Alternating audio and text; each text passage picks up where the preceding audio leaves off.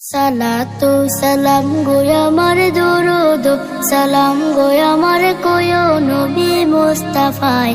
তোমরা যদি যাও গো মদিনায়, তোমরা যদি যাও গো মদিনায়, মদিনা শরীফের মাটি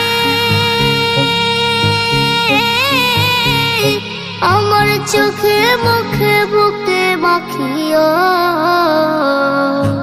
এমন পবিত্র মাটি, এমন পবিত্র মাটি আমার নবীর রওজায়।